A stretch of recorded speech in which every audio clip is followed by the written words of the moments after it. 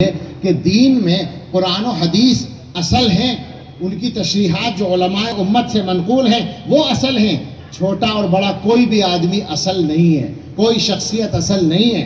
میں غلطی کروں یا میرے بڑوں سے بھی کوئی غلطی ہو، وہ غلط کہا جائے گا. اس کو جس سے غلطی ہوگی اس کو غلط کہا جائے گا، اس کی غلطی کو غلط کہا جائے گا.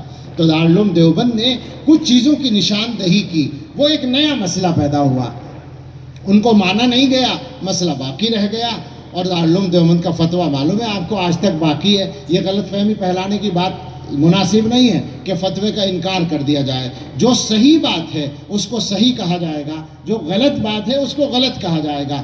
دارالعلوم دیوبند کے اندر جماعت کے کام پر اس وقت سے پابندی لگائی گئی، نہ ان کا کام نہ ان کا کام. اس کا فتوے سے تعلق نہیں ہے، اس کا جھگڑے سے تعلق ہے، اس کا انتظامی مسئلے سے تعلق ہے کہ جب دونوں گروپ کام کریں گے طلبہ میں تو لڑائی ہونے کا اندیشہ ہوگا. اس انتظامی مصلحت کے تحت اس کو بند کیا گیا. ابھی تک ہے نا اسی طرح سے باقی ہے. اور حضرت محتمیم صاحب نے جب اعلان کیا تھا بند کرنے کا، اسی وقت یہ کہا تھا کہ سوال یہ ہے کہ یہ کب تک بند رہے گا.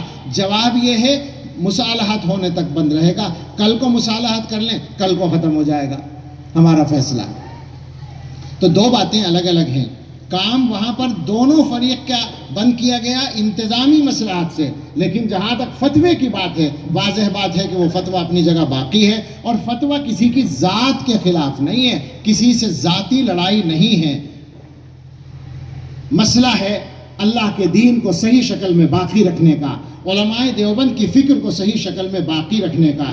ہم اور آپ پابند ہیں اس بات کے کہ اللہ کے دین کی تشریح جو ہم تک پہنچی ہے، صحیح تشریح اس کو باقی رکھیں. اور آپ غور کریں کہ سارے اکابر سے الگ ہو کر، سارے اکابر امت کے طریقے سے الگ ہو کر کوئی آدمی صحیح رہ جائے، یہ ہو نہیں سکتا. آپ اس کو صفائی کے ساتھ سن لیں. اور اس کے بعد میں ایک بات اور کہوں گا، اگر جب تک آپ کی سمجھ میں بات نہ آئے، بات سمجھ میں آ جائے تو بہت اچھا، غلطی سمجھ میں آ جائے تو بہت اچھا، لیکن جب تک نہ آئے تو آپ اپنے اپنے طریقے سے کام کر رہے ہیں، کر لیں، کوئی پابندی تو نہیں لگاتا. لیکن آپ یہ چاہیں کہ دنیا میں سارا کام آپ ہی کے طریقے پر ہو، یہ آپ کی غلط بات ہوگی. لہٰذا اس کی وجہ سے اگر مسجدوں میں جھگڑا ہوتا ہے، آپ اگر فلاں اور فلاں سے تعلق رکھنے والی جماعت کو مسجد میں آنے پر لڑائی کرتے ہیں، اس کا مطلب یہ ہے کہ آپ کا جو اصل مقصد تھا وہ آپ کو یاد نہیں رہا.